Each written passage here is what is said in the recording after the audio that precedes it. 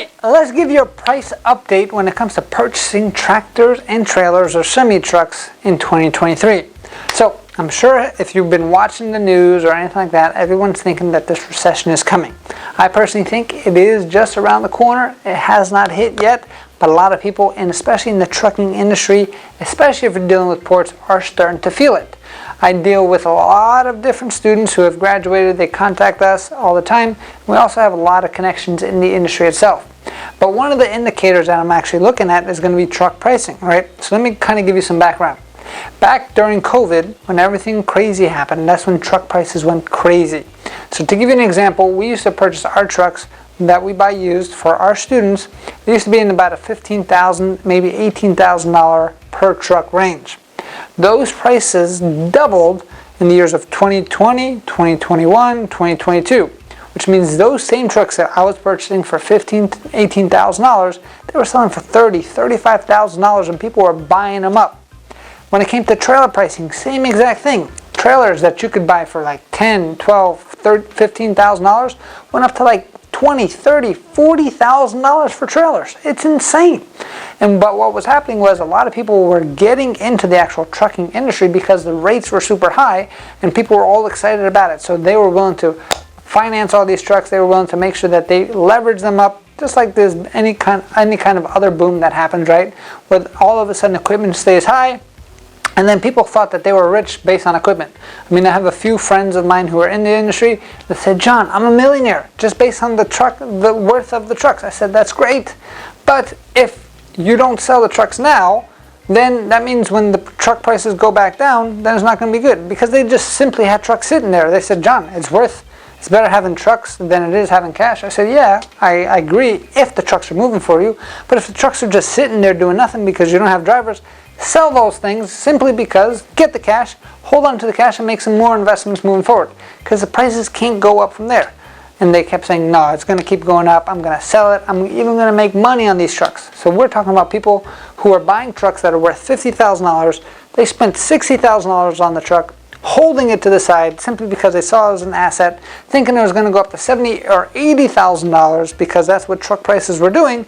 And then all of a sudden, they're sitting there, the truck has not been producing any income at all simply because they could not find themselves a driver that fast.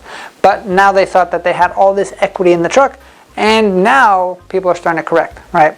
So the truck prices have not dropped dramatically yet. Things are still somewhat high in the industry, but you're starting to see things that are starting to actually come back down to normal truck pricing.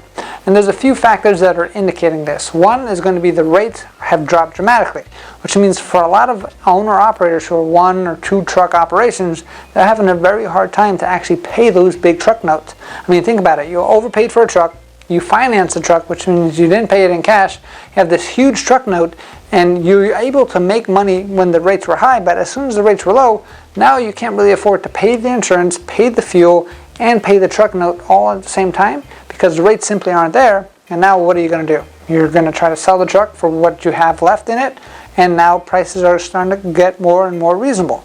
They haven't taken a big dive yet. There is no crazy crash that's happened yet. But if this thing does continue and the rates don't turn around for a lot of people, things are going to get tricky.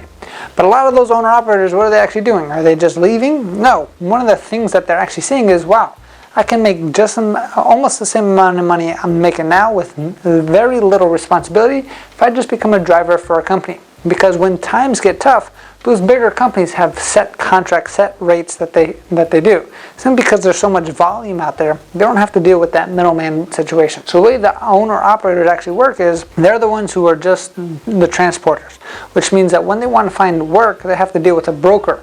A broker is just another name for a middleman because the broker is the one that has a job with their customer, which means that the broker's customer is going to be like warehouses or manufacturers who are creating these things and saying, hey, we got to ship this from point A to point B. Do this for me, Mr. Broker. And then the broker's job is to find a truck driver, and the truck driver's job is to actually transport it.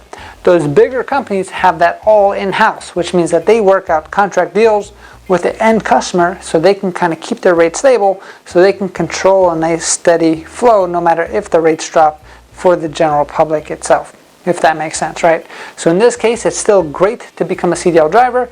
Maybe not so great for those people who got too crazy, bought too many trucks at too high of prices, because now they're sitting on them and they can't really sell them for anywhere near that they actually bought them for because they were over leveraged. Same thing that happened in the housing crisis. Everything always goes up like crazy and things become overvalued. They must drop down eventually and kind of smooth things out, right? So I hope that this did help you out. The crash did not come yet, but we're starting to see when we're purchasing trucks, that's what I'm actively looking for now, prices that used to be in the 30 range are now coming down to like $24,000. They're still not at that $15,000 to $18,000 range, so we still have some ways to go to actually drop back down to where they used to go itself, right? I hope this video helped you out. I do understand that some people are getting hurt in this, but if you're smart and if you have the proper guidance like we're going to show you here at Driving Academy, you can pass through any storm, and this time is when the weak will die off and the strong shall survive. So use this time now to keep pushing, keep grabbing market share, stay strong, make the sacrifices that you need now, because when things do turn around, and they always do turn around, you are going to be on top of the world and much better than you've ever thought that you could be in your life. So my wish is for you to get on yourself on your road to freedom. If you don't have your CDL license yet, give our company a call at 908-525-3649 so we can definitely help you out and get you that CDL license. If you already have a CDL license and maybe you want to work for somebody, maybe give us a call too, and we might be able to push you in the right direction simply because we have lifetime job placement, as long as you're a graduate. Thank you and have a great day.